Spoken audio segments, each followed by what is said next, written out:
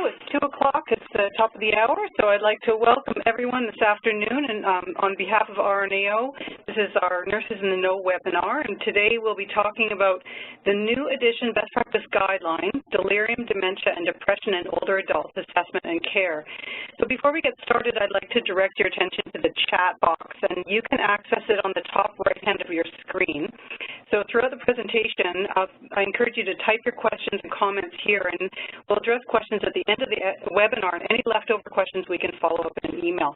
So when you type a message, you can send it to either the presenter or all participants. So unless it's private, I'd encourage you to select all participants so that there can be a bit of dialogue that's already happening on the screen here. So let me tell you about the team who's facilitating the webinar today. My name is Susan McNeil. I am the Guideline Development Lead for the 3Ds Guideline, and I'm the Program Manager at RNAO who is responsible for the Older Adults portfolio. Verity White is here with me running the webinar, and she is the Guideline Development Projects Coordinator for the 3Ds Guideline, and she coordinates the Older Adults portfolio at RNAO with me. Dr. Michelle Acorn is the panel co-chair for this guideline, and Michelle practices as a nurse practitioner in the capacity of most responsible provider at Lakeridge Health in Whitby, Ontario. She's also the primary health care global health NP coordinator and lecturer at the University of Toronto. She is the past president of the Nurse Practitioners Association of Ontario. And Dr. Laurie Schindel-Martin is a panel co-chair for this guideline. She is the past president of the Gerontological Nursing Association of Ontario, and she's currently taking an academic sabbatical leave from her role as associate professor and associate director of scholarly research and creative activities at Ryerson University at the Daphne Cockwell School of Nursing. It's really hard to hear. Okay. So the objectives, so I just brought this closer to the mic here. So the purpose of the session today is to give you an overview of the new 3Ds guidelines. So I'll start with a bit of background information about RNAO, our program, the guideline, and why the 3Ds are together. And we'll review practice recommendations in 4 sections. So we have overarching recommendations and then recommendations that are specific to delirium, dementia, and depression. And we'll end with some tips and ideas for getting started, followed by a Q&A. And by the end of the presentation, this is the objectives are that you'll have an update on what's new, sort of the key recommendations, new content, tools, and resources from the guideline. And you can begin to identify which parts of the guideline will be useful to you in your practice setting. And as we're going through the guideline, I suggest that you reflect on what's happening in your workplace and whether or not this aligns with what we're talking about today in terms of best practices. So there's no need for you to take any notes because we'll be posting the slides and an archive of the webinar on our website. So to give you a bit of context for the discussion today, I'd like to just take a moment to explain a bit about RNAO and the Guidelines Development Program. RNAO is the professional association of registered nurses in Ontario, and we represent RNs, NPs, and nursing students. And in Ontario, we are leading the nursing profession to influence healthy public policy and to promote clinical excellence. So the Best Practice Guideline Program is really a signature program of RNAO and in terms of promoting clinical excellence. And today, we've developed over 50 best practice guidelines. So here's a model of RNAO's model for the Best Practice Guidelines program, and I'm showing this to you to demonstrate that RNAO has a systematic approach to using best practices to ultimately impact patients and residents, healthcare organizations, and the healthcare system. So first, the top circle, first we develop best practice guidelines, and we use a rigorous approach to doing that. That's the top circle. I'll say more about that in a minute. Then we use a multi-pronged approach to ensure that the guideline actually gets disseminated and implemented, used in the workplace, and sustained. And guidelines are available to support you individually in your practice, but really what we intend is that a whole unit or an organization or a long-term care home adopts the guideline, and that would include training staff and integrating best practices into the care processes that you have, your policies, and to ensure consistency in care.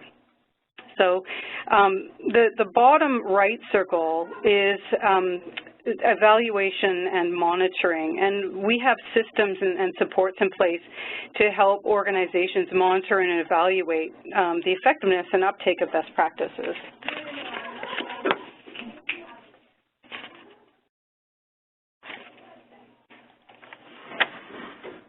So I'm just advancing to the next slide here.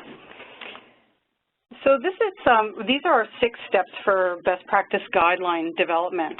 And so what we start with is we select our topic, and in this case it's the 3 Ds, and then we seek out a panel of experts and involve a panel of experts throughout the whole process. Our research team conducts a systematic review of all the studies that are related to the topic, and they sift through thousands of studies to find what is most relevant, what we really need to know, and then determine what are the highest quality studies on the topic. And then we present that to the panel, and we work with the expert panel to develop recommendations. And so the expert panel helps us to make sense of the research for the clinical setting and some other implications for recommendations. So we develop the recommendations together. But before the guideline goes to publication, we conduct a stakeholder review process. Some of you on the line might have participated in that. This is where people in clinical practice or using the guideline provide us with some feedback on the draft, and that shapes the final product before it goes to publication. So I just wanted to take a moment to thank the expert panel and the RNAO team, the research team, and all the stakeholder reviewers who worked together and contributed to develop this guideline. So on the screen you see a list of the expert panel members, and these are people who volunteered their time over several months to develop the guideline. You can look in the guideline for their credentials, but I wanted you to know that the expert panel included people from different professions and settings and sectors, so it's a pretty diverse group. And then we had 94 stakeholder reviewers, which might be a record. The names of the stakeholders are also included in the guideline. So we're interested in knowing, right now we've got 252 attendees. Some of those are groups of people, and then there are also lots of people who are going to be listening to or watching the archive version of this.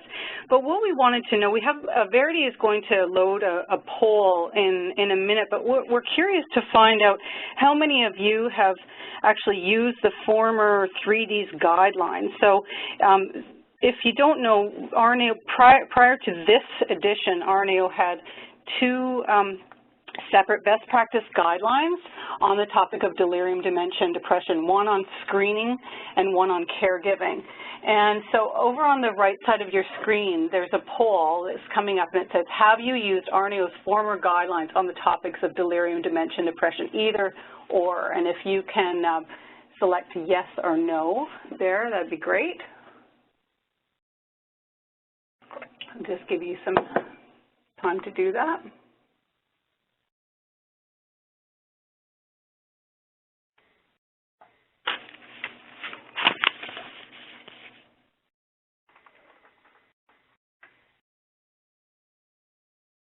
Okay, thank you very much.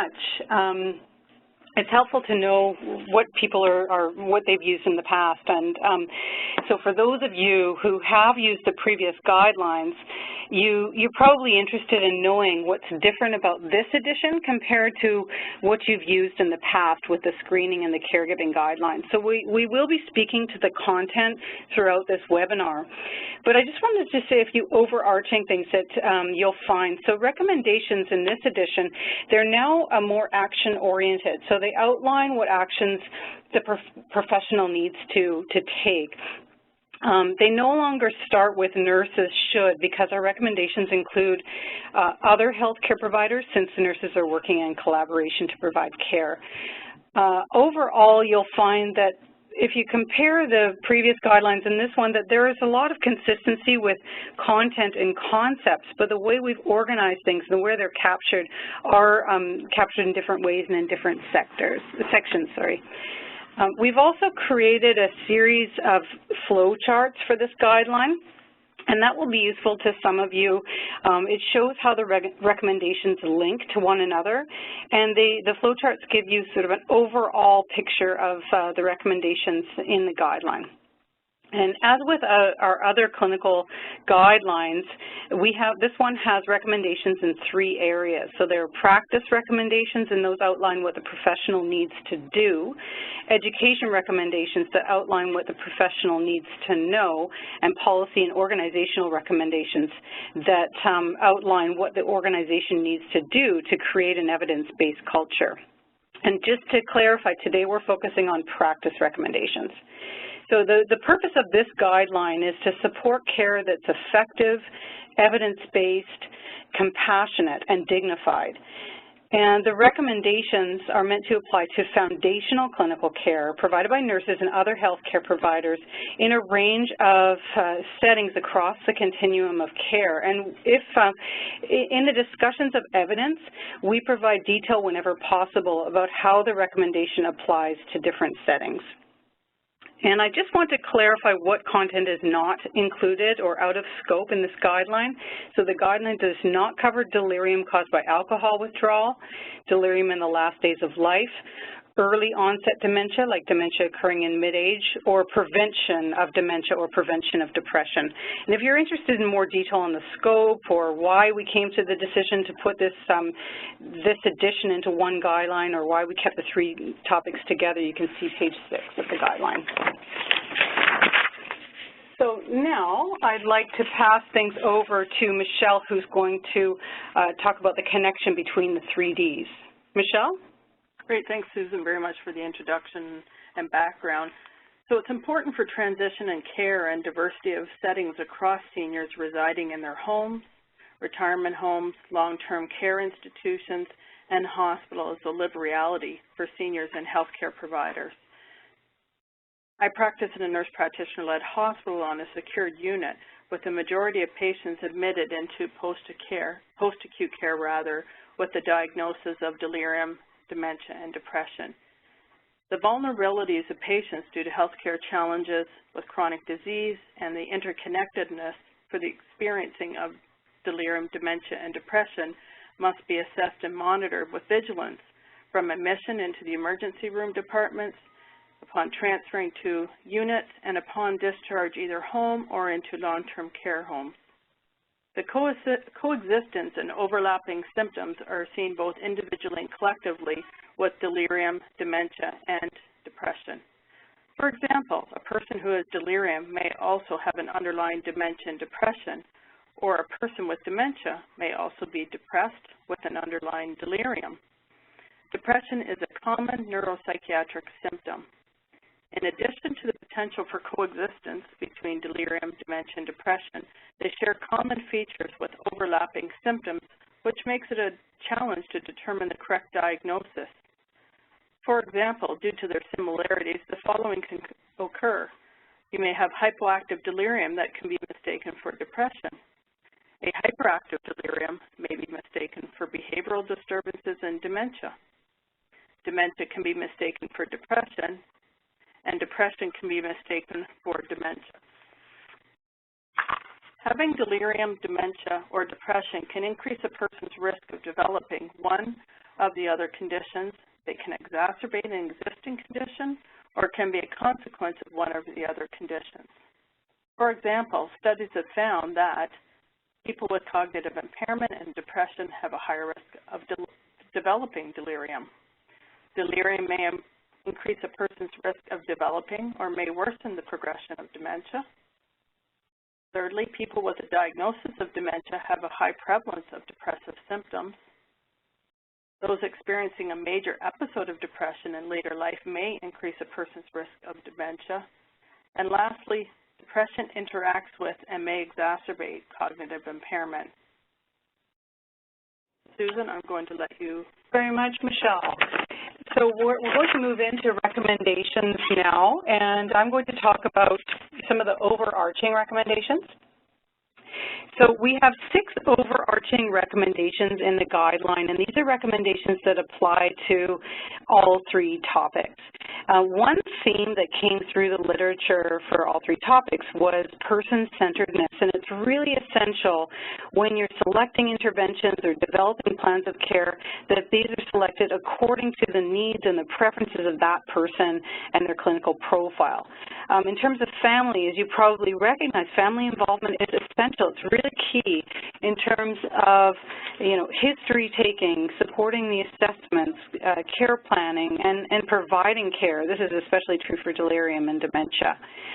And so because of the overlapping signs and symptoms of delirium, dementia, and depression, and the fact that these conditions can coexist, we have a specific recommendation to identify and differentiate between the signs and symptoms of these. And we encourage you to be alert for the signs and symptoms during your assessments, your observations, your interactions, and pay really close attention to concerns that might be expressed by the person themselves, by family members, or by the team, so really tune into that. We have a new version of the 3Ds comparison chart that I'll talk about in a moment. There were 2 topics that didn't surface strongly in the literature but were captured in the previous guidelines, and the expert panel thought that they were really important to still bring through as panel recommendations for this guideline. One was about mental capacity, and one is about restraints. So in terms of mental capacity, I just wanted to point out that a person's ability to kind of understand and appreciate information, it can fluctuate throughout the day or over the course of an illness. So for example, if a person has dementia, they might be able to think more clearly in the morning. A person who has delirium, maybe once the delirium has been effectively managed, they become very capable of concentrating and making decisions. And just also remember that a diagnosis of dementia does not automatically mean that a person lacks mental capacity. And people can sometimes make decisions in some areas but not others. So mental capacity is a challenging issue, but we wanted to highlight it in this guideline. And in terms of restraints, we recognize that there may be some cases in certain sectors where restraints are used, such as preventing a person from extubating themselves if they have delirium. But that being said, we do recommend least restraint or restraint as a last resort, and we do refer to the other RNAO guidelines specifically on restraints because that provides a lot of detailed information. The last recommendation in this section is focused on cautious use of medications, and this is really important given the risk of serious side effects and the impact that some inappropriate medications or polypharmacy can have on people with delirium, dementia, or depression. And the recommendation outlines actions for appropriate prescribing, administration, monitoring, and documentation of medications in older adults. And I'd like to point out at this time that we talk about non-pharmacological approaches throughout the guideline in each section. So now I want to talk about a couple of appendices that might be useful to you. Appendix D, let me see if I can just pull this up here. So I hope you can see Appendix D on your screen. Appendix D compares the clinical features of delirium, dementia, and depression. And this has been updated by a former panel member, Diane Rossi, and a current panel member, Laura Wilding. So use this chart, keep it on hand, and use this to help you differentiate between the 3Ds. And then Appendix F. Appendix F provides a link to resources that address issues of polypharmacy, appropriate prescribing, and medication reconciliation, among other topics. And this might be of particular interest to nurse practitioners. So now I'm going to pass the ball back to Michelle and Lori, we're going to talk about delirium recommendations. So, Michelle? Thanks, Susan. We recommend that you start by assessing people for delirium risk factors on initial contact, such as on admission, and whenever you notice a change in the person's condition or function. Older adults at risk for delirium must be identified so that healthcare providers can monitor them closely and implement preventative interventions. This is important, not only because delirium can be life-threatening, but in many cases it can actually be prevented. It is important to note that delirium often goes unrecognized by healthcare providers, which is particularly the case with hypoactive delirium. Another reason why you assess for delirium risk factors is to identify which of your patients or clients are most at risk and focus your energies on those people at risk specifically. It's really important to remember that many factors can bring on a delirium. It's not just one factor. In people who are very vulnerable, such as those living with cognitive impairment, a minor incident such as a new medication initiation or constipation even can trigger a delirium, which is a medical emergency. Prevention of delirium is key. Know the person's risk factors. Develop a delirium prevention plan for people at risk that address the risk factors is key. On to you, Lori. Thank you very much, Michelle. So now this next slide, we're going to be reviewing issues related to delirium. For older adults at risk for delirium, we recommend that you assess them for delirium at least once during each 24-hour cycle. In some settings, particularly the intensive care unit or in cases where people are unstable or acutely ill, it may be appropriate to assess for delirium more than once during each day. And that would be decision-making on your part according to the patient's acuity level and potential risk level for developing delirium when you make that initial daily assessment. You may need to increase the amount of time that you look at the patient and assess them in a formal way during the next part of that cycle. Organizations should also choose an assessment tool or approach that's appropriate for their setting, and we list several delirium screening and assessment tools in the guideline.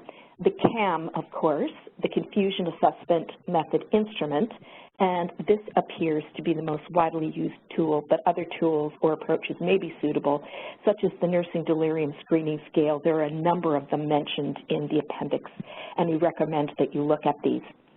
Several examples of changes that indicate delirium are described in the guideline as well, and these include an explication of all of the risk factors for delirium that you need to be aware of so that you can select the tool for assessment screening that is most appropriate for the type of client that you're looking after. As Michelle has mentioned, it's very critical to pay special attention to hypoactive delirium because it is often overlooked, and in this case, we see patient assessments that reflect lethargy. The patient is responding slowly to questioning and can show little spontaneous movement that might make our care delivery easier, but in fact it does represent something that we need to take into account. So it is important to pay attention and to take into full account the observations and experiences of family members or people who know the person well. We need to explicitly ask them, is this typical behavior for your parent, your mother, your spouse? For example, they may say something like, she doesn't seem herself today.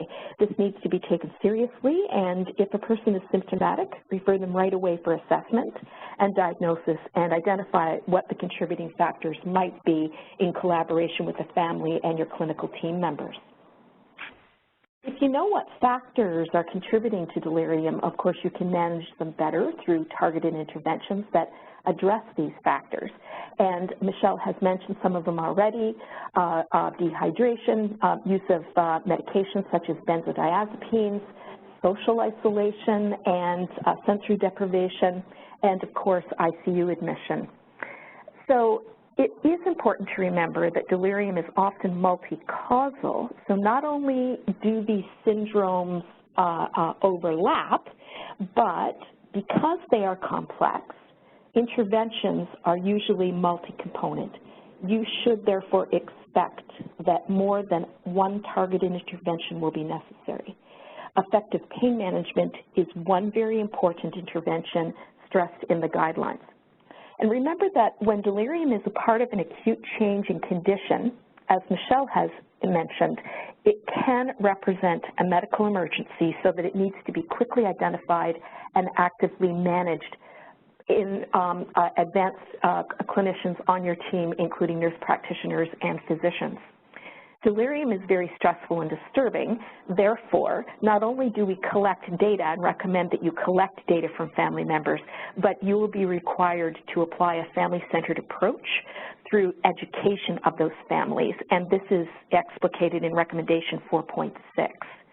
Having family nearby, of course, can be useful as an intervention because it can provide reassurance for the person, and having family at the bedside can offer reassurance and reorientation, given that some risks are associated with sensory deprivation and environmental risk factors. Having the family present is crucial. Susan, to you. Thank you very much, Lori. So at this point, I wanted to point out two resources that I think will be helpful to you. Appendix G talks about delirium risk factors and interventions. So what you'll see, the bolded text refers to risk factors that are particularly, prevalent, so advanced stage depression, hip fracture, cognitive impairment.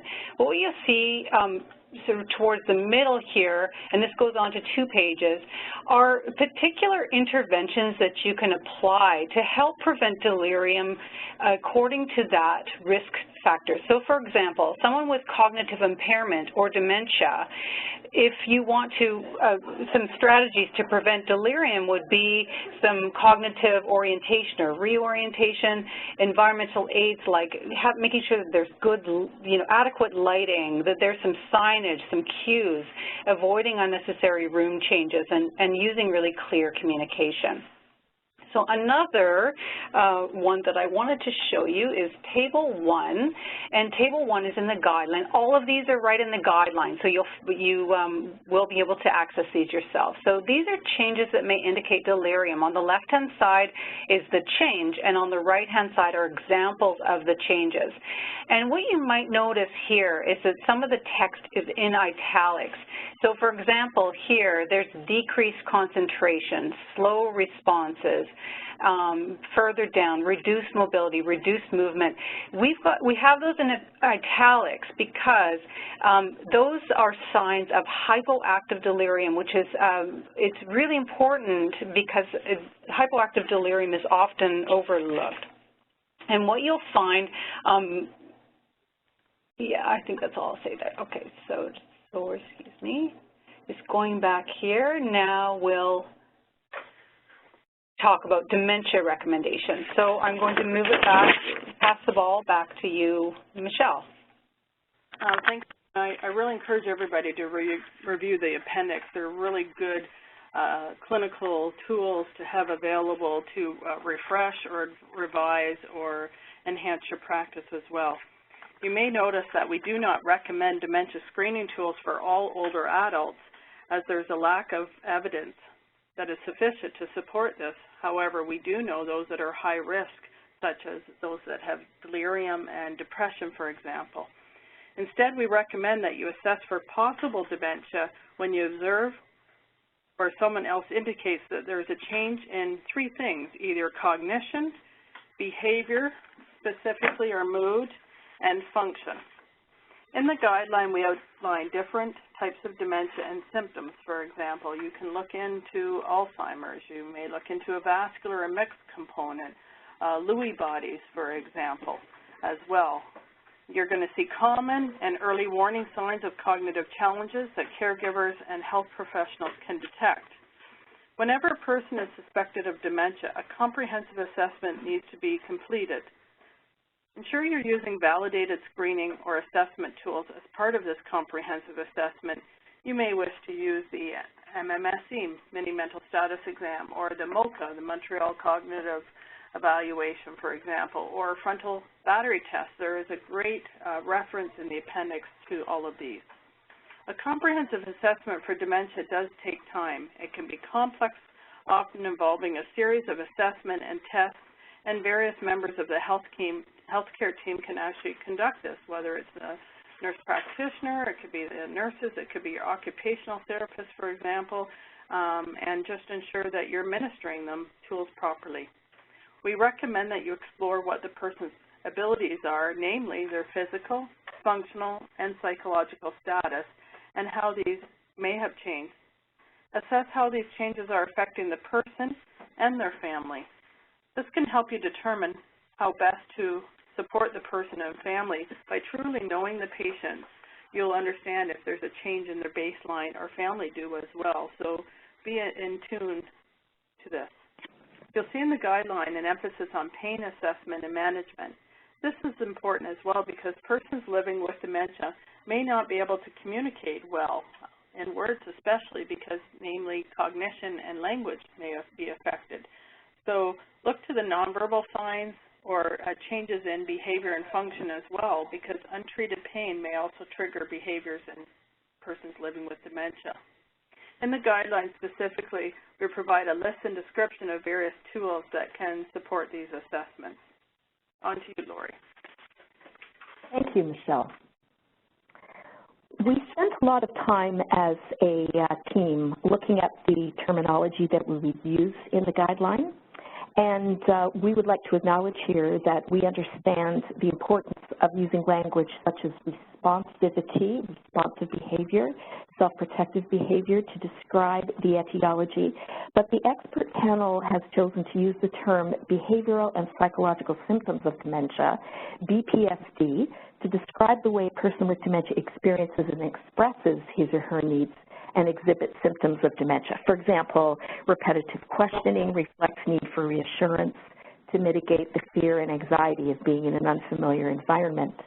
We felt very strongly that we needed to use precise language because this is referring to clinical assessment practice, and we wanted to ensure that everyone understood that other BPSD require intervention, such as delusions, mood changes, apathy, agitation, proximity, exit-seeking, repetitive vocalizations, and sexual disinhibition. We did make a decision, as I've mentioned, that BPSD is a term that has widespread use and has its general acceptance because of its comprehensive definitions. And these definitions are within the literature clinical practice guidelines that we sourced and carefully reviewed. And as I've mentioned, the clinical assessment practice field. Language used to describe symptoms or behaviors related to dementia is very powerful, and we encourage you to reflect on your choice of language and use of terminology that you find most suitable to describe the behaviors in the context of your own practice setting. And regardless of the terminology used, it's important to explore and understand the reasons behind behaviors. Involve staff and family who know the person well to identify triggers for behaviors. In the guideline, we list tools that can be useful. For example, Cohen-Mansfield Agitation Inventory, the Dementia Observation System, or DOS, and ABC mapping.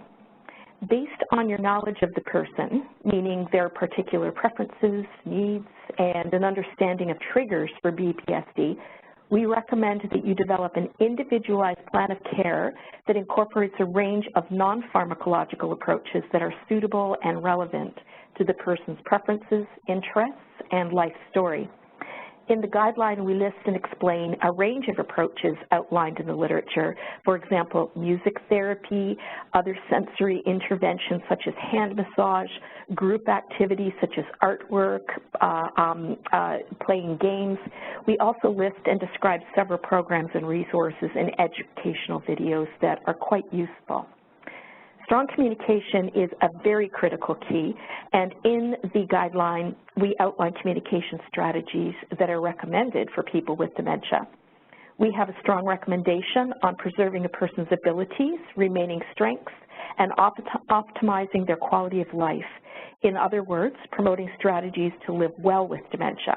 For example, exercise, strategies for the support of memory, meaningful activities, purposeful activities, safety, and advanced care planning. There is also a specific recommendation that focuses on supporting family care partners, and a range of education is recommended.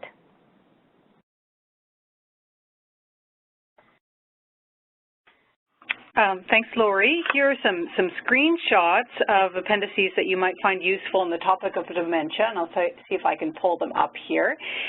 So starting with Appendix E, this appendix, this content comes mainly from the Alzheimer's Association, and this just to remind you that dementia is a sort of an umbrella term for different types of different diseases or conditions, and this lists some of the most common ones. So it lists Alzheimer's disease, and it goes on to explain vascular dementia, mixed dementia, dementia with Lewy bodies, and frontotemporal dementia. So you can get more in-depth information about the different types of dementia here. Another appendix that might be useful is Appendix I. This comes from the Regional Geriatric Program of Eastern Ontario, and these are early warning signs of cognitive change. So on the left-hand side, you'll see signs that caregivers might detect that indicate that there's some differences in personality or judgment, problems with language, that sort of thing. And then on the right-hand side are signs that you might detect when you're interacting with a person who's showing some signs of cognitive change and might and you would need to engage in an assessment, more an in-depth assessment and diagnosis. So these are some signs like head turning sign, missing appointments or coming on the wrong day, that kind of thing. And Appendix K is, we were really happy to find this in one of the systematic reviews. This is a systematic review on communication skills, training in dementia care, and it outlines verbal skills, nonverbal skills, emotional skills. It goes on to outline some of the key communication skills that really help when effectively communicating with someone with dementia.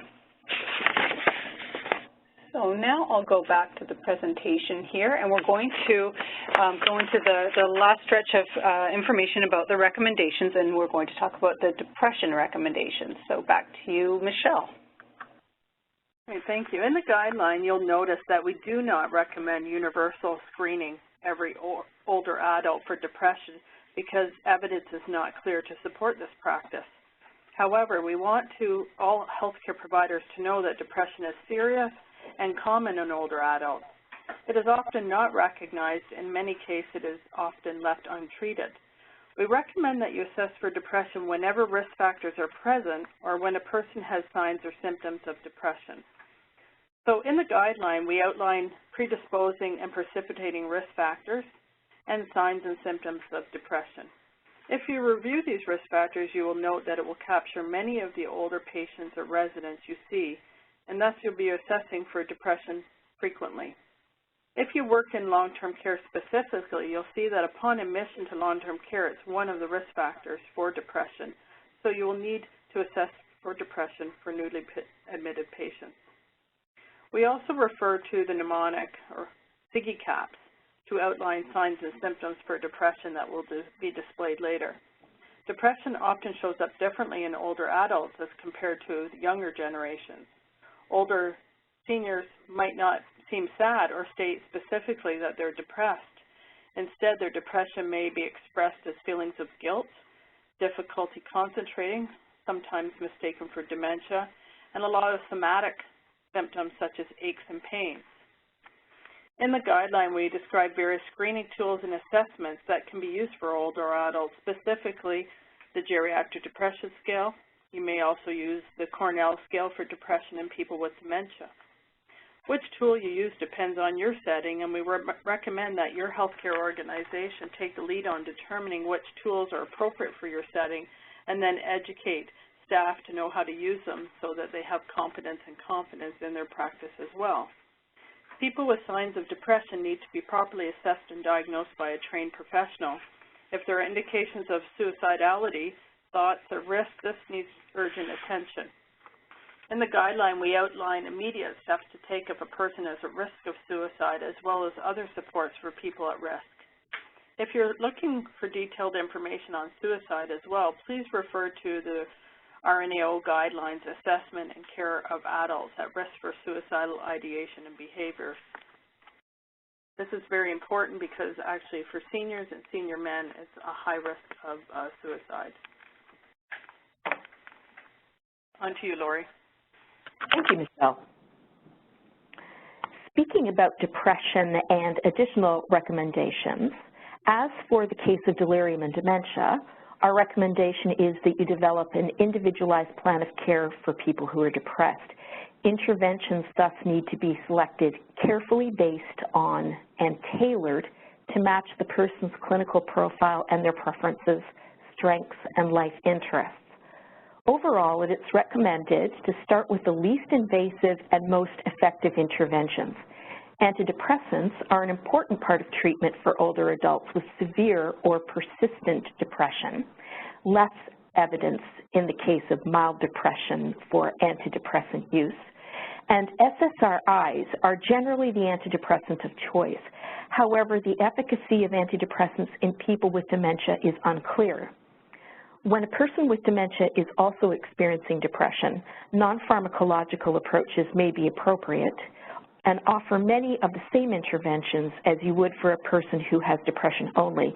But of course, it may be necessary to adjust the approach and duration of the interventions to match the individual's tolerance, their capacity to pay attention and participate.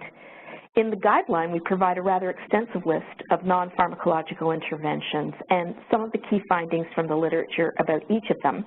And we discuss different psychotherapies, exercise, and other interventions such as reminiscence and self-help, self-talk approaches.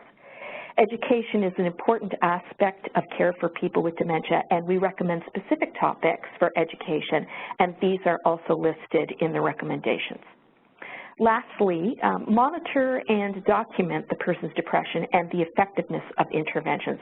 Overall, it's important to instill hope and collaborate with the person and their family to find the right mix of interventions that will help them respond with resilience, because establishing the best interventions will take time and patience, and the outcome may be uncertain at first, and there may be a need to mix a grab bag of interventions that are tailored for this individual. Not only is depression important to treat in itself, because it can be, as we all know, debilitating, but remember, depression increases the risk of a person developing delirium as well as the dementia. Back to you, Susan. Thank you very much, Lori. So there are 3 tables that come from the guideline that I wanted to point to and speak about briefly. So table 4, this might be something that you want to keep on hand, and this will actually come up in the app, the mobile app that we are is available soon. These on the left side are predisposing and precipitating risk factors for depression. And if you look down that list of risk factors, you're going to see a lot that are things that you see in your practice on a fairly regular basis. Further down, especially admission to long-term care, is a risk factor for depression. And then on the right-hand side is the SIGI caps that Michelle had mentioned. Table 5, Lori had just spoken about this. This is a snapshot, and it goes over 2 pages, but these are the lists of interventions for depression, starting with non-pharmacological approaches. And the bullets are with the research, some of the key points from the research that pertain to that particular intervention. And then Table 6 is recommended educational content for older adults with depression, and this may involve their family members as well. So content such as depression is not a character defect. Information about what depression is, how do you manage it on your own, what are some lifestyle modifications or wellness, therapeutic interventions, safety, and follow-up care. So those are some of the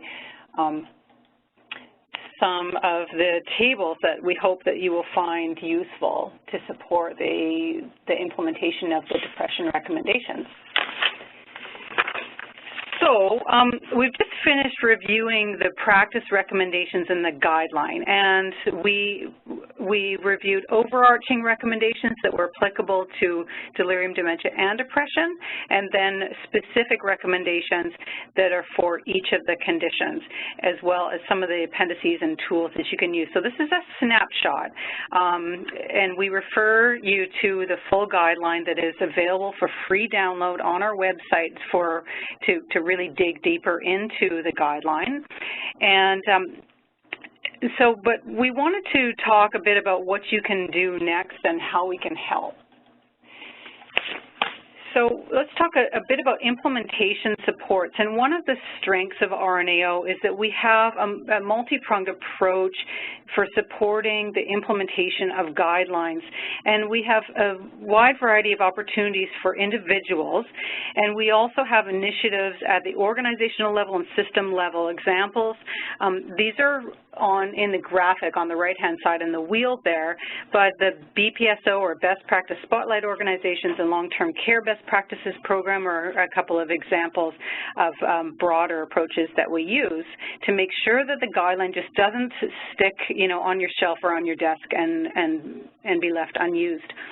And I just wanted to point out some of the resources that are in development that will be available to you, and also ones that are available now. So starting with what's available now. So, of course, the 3Ds guideline, it's free for anyone, and that's on our website, www.rnao.ca. There's also the Long-Term Care Best Practices Toolkit. I'm really happy about this. So this comes out of our Long-Term Care Best Practices program, and there are this has been updated to reflect the content in the new edition guideline, and there are webinars coming up on October 18th and 20th. You can sign up for those webinars to get oriented to all the resources in that toolkit, and there are lots of resources that would be useful beyond the long-term care sector. The BPG app is available any minute, and it's ready for upload. That is it's a free app now, and you can upload key practice recommendations or all the practice recommendations from the guideline, as well as these appendices and tools, so you can have it right on your smartphone and use it at the bedside or the nurse's station, or right at the point of care, or if you're doing a home visit or something like that. So that's going to be available any day or moment. Then Champions trainings. We have a Champions workshops, and you can go on our website to find the next available Champions training, so that's something else you might want to do. And then we have the implementation toolkit that reviews the knowledge to action process to support implementation. And then in development, we'll have plain language fact sheets that can be used for education purposes for older adults and families. Nursing order sets that are free for nonprofit organizations and for BPSOs, and nursing order sets translate practice recommendations into specific actions, and they can be embedded in medical records, and there's more information on the website about that. And then the e-learning course that we've just begun on the new edition of that will replace the former course. And any of you who really care about the e-learning, you can email me for more. Sorry about that. So you can email me if you're interested in participating in a review of the draft course once that's available. So we were curious to know what you're going to do to get started. I asked throughout the presentation today for you to reflect on what you're doing now and how this compares to updated practice. And now I'd like to kind of finish up before our Q&A at the end. I wanted to check in on sort of generate some ideas for next steps. So some examples, some ideas are that you might just start by simply downloading the guideline. You can identify which recommendations are important or applicable to you and your workplace. Recognize and really celebrate what you're doing well. Recognize where you're doing well. That's really important. Selecting one or two things, areas that you want to learn more, and you might set up a learning plan for that. Think of one thing that's really feasible that you could do immediately to get started, because small things really make a huge difference and energize your workplace. connecting with other people in your workplace who are also passionate, and you might challenge yourself or a keen colleague to become a champion. So these are some ideas. Put in the chat box any ideas that you might have, and we'll see if, go ahead and put all participants and see if there are any other ideas that you might have to get started. Let's see.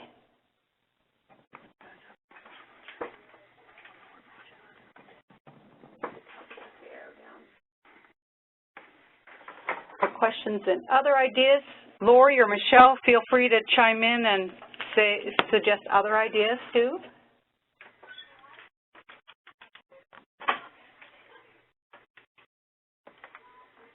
Susan, it's Lori speaking. I just wanted to draw the attendees' attention to a response that I gave to Carrie's important question about using a term like advanced for people who are 65 years of age and older.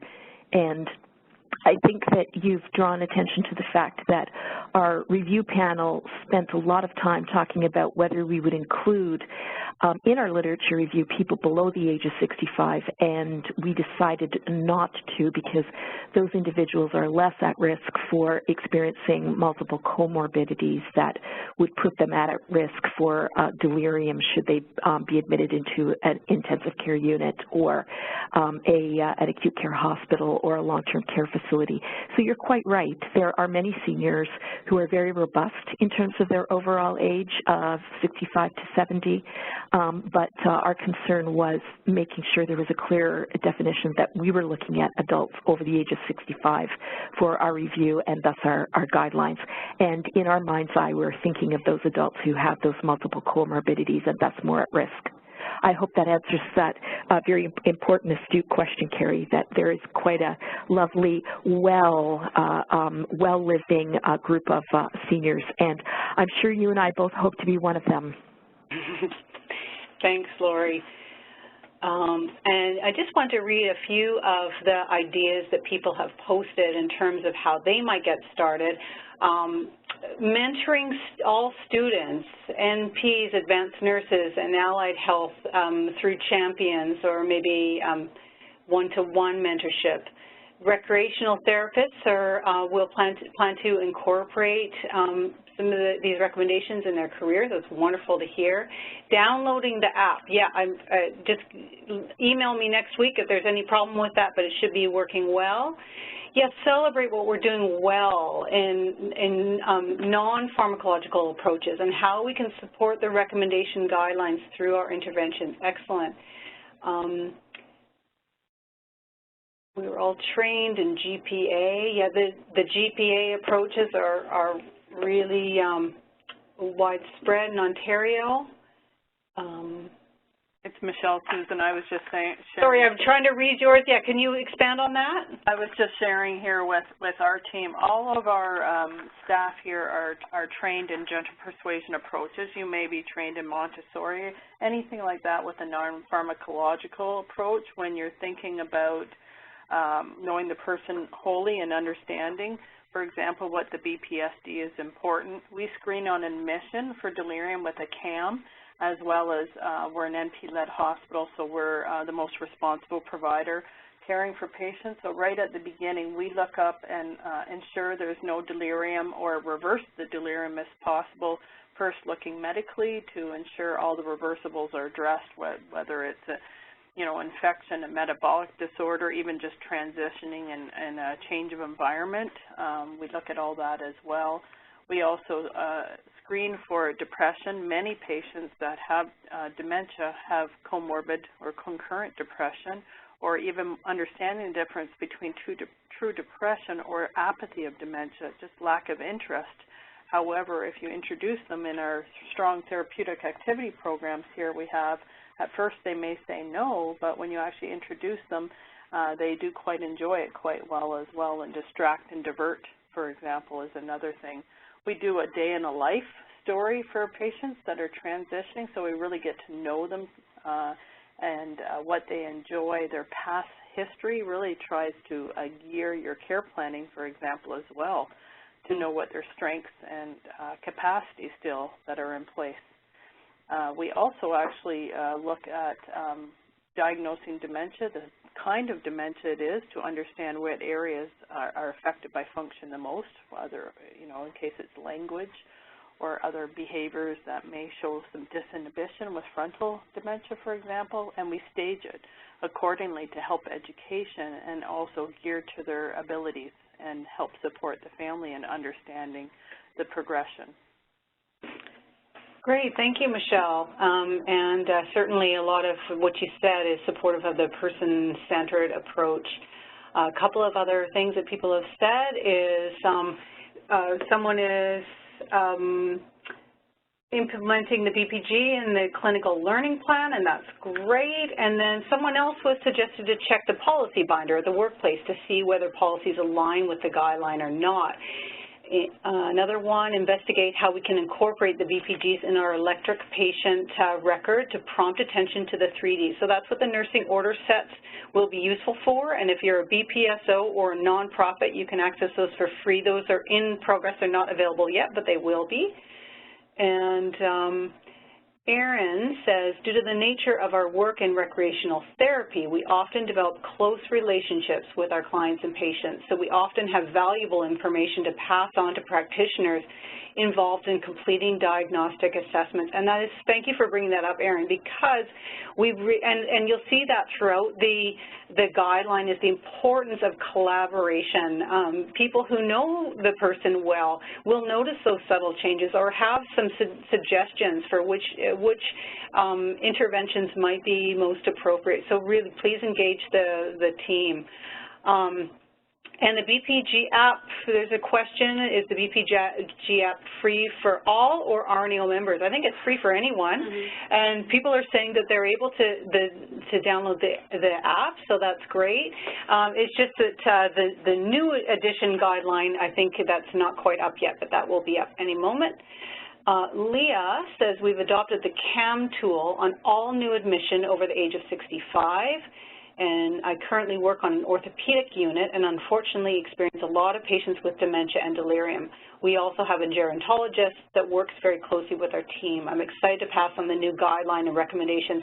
Great, so share that's another great suggestion, is to share the guideline with other people who are passionate or care and discuss it. And with any of the recommendations, just double check that it is applicable to your sector. You might read the discussion of evidence to make sure that it it is appropriate for your sector.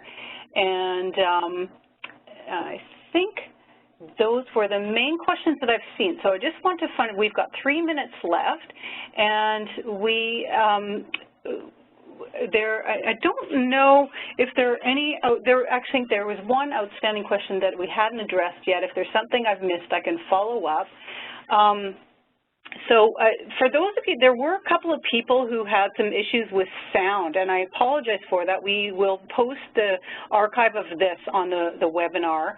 And so just chance for a few questions here. There was a question about the end of life, or I can't see it right now, but it was a question about people with dementia wanting to end their life. And I wanted to, we don't address that in this guideline, but coming soon there will be a new best practice guideline that is about end of life care. So stay tuned for that.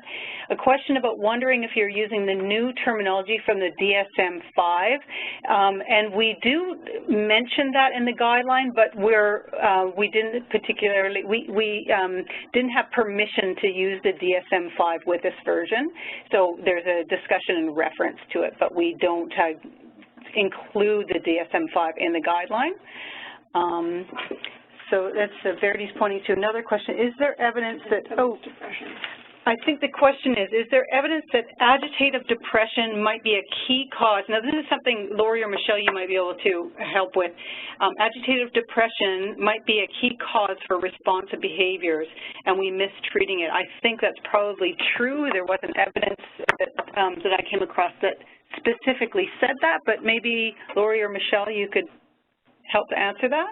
I'm happy to start. I think really we want to make sure it's actually truly the right diagnosis.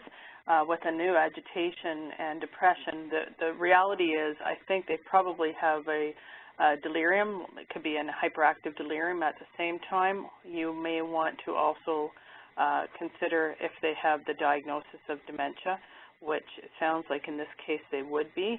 The non-pharmacological approach is well supported in the evidence, as well as depending, I think it would be a good point to bring up the pharmacological recommendations that was evidenced in the best practice guidelines about the selective serotonin reuptake inhibitors.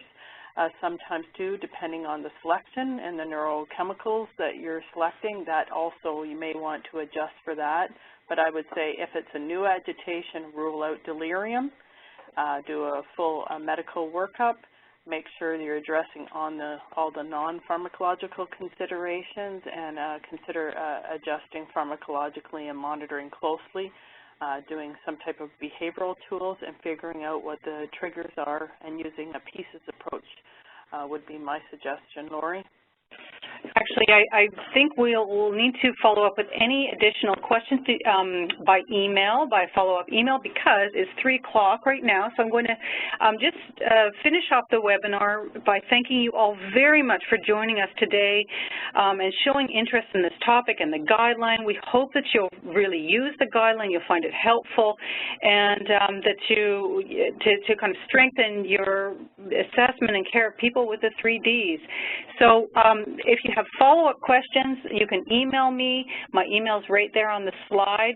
And thanks so much for all of your great comments throughout. It's been a pleasure. So that'll be the end of the webinar. Thank you. Thank you.